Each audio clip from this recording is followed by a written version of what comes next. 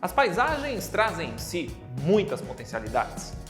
Os saberes milenares, transmitidos e aprimorados, nos ajudam a ter a dimensão, a importância do respeito aos ciclos naturais. E nessa questão, a gente vai ver um exemplo de como a observação constante dos fenômenos da natureza acaba sendo fundamental para produzir alimentos, para reproduzir condições naturais que permitam a sobrevivência não só dos seres vivos de um determinado ambiente, mas das próprias sociedades que habitam esses lugares. Vem comigo!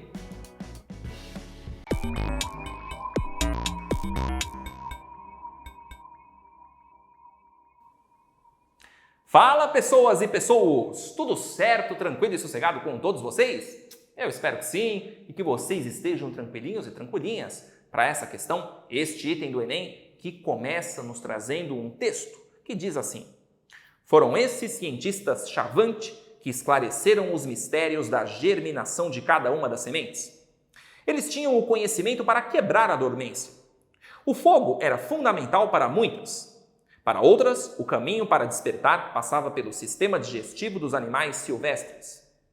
Essa planta nasce depois que fazemos a caçada com fogo, diziam eles. Essa outra, quando a anta caga a semente. Aquela precisa ser comida pelo lobo.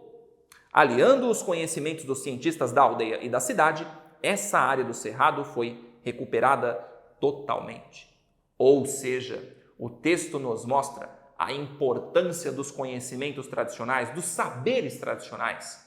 Porque aqui nós não estamos falando de conhecimento científico, estamos falando de uma sabedoria que é acumulada geração após geração, por dezenas, centenas, quiçá milhares de anos, a respeito dos ciclos naturais, porque a observação constante dos ciclos naturais, de como as coisas funcionam na natureza, essa observação ela foi importante e ainda é importante para as sociedades humanas que aprenderam a compreender esses ciclos e tirar o melhor proveito deles.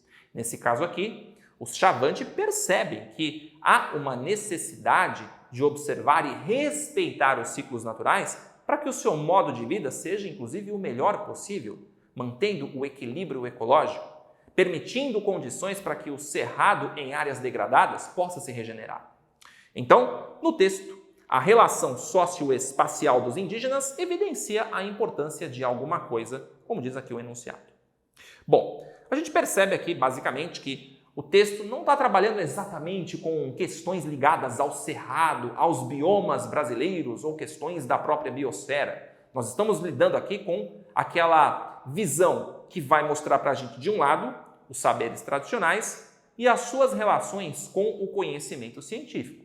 Porque conhecimento científico e sabedoria tradicional são coisas que operam de maneira diferente, são coisas diferentes, mas, por exemplo, sabemos da importância desses saberes tradicionais para que o conhecimento científico possa, inclusive, evoluir, uma vez que uma das características do conhecimento científico é justamente a observação constante dos fenômenos, o registro e, claro, aquela admissibilidade, ou seja, o fato de nós admitirmos que nós erramos o tempo todo e temos que o tempo todo fazer uma revisão dos nossos valores. Então, os conhecimentos aqui acumulados pelas comunidades tradicionais é super importante, porque o exemplo foi dado aqui. Ele fala que a área do cerrado foi recuperada totalmente.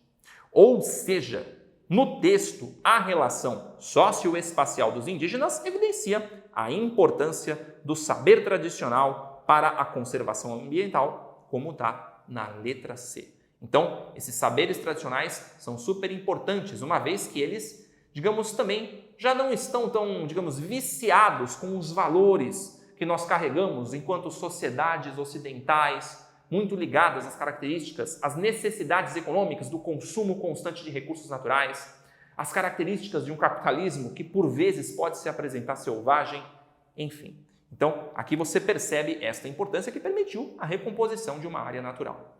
Então, não podemos falar da letra A, de prática agrícola para a logística nacional, porque nem se fala de agricultura aqui no texto, nem da letra B, que fala do cultivo de hortaliças para o consumo urbano. Aqui a preocupação, gente, não está ligada ao consumo, está ligada à necessidade de recomposição do cerrado, justamente para manter o modo de vida desses Chavante e de outras pessoas que dependem das condições naturais do cerrado, como nós mesmos. Não é também a letra D que fala da criação de gado para o aprimoramento genético, nem se fala em genética, em sequenciamento, aqui não fala.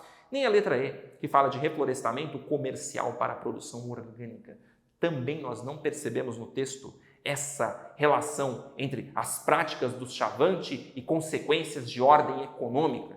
Na verdade, estamos percebendo uma relação entre o conhecimento ou a sabedoria de povos indígenas e as suas aplicações para a conservação das condições de vida dos próprios Chavante, de outras sociedades e, claro, dos ambientes nos quais essas pessoas estão.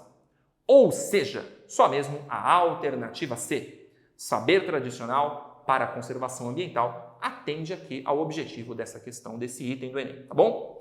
Então, eu espero que vocês tenham curtido e eu espero que vocês continuem nos apreciando.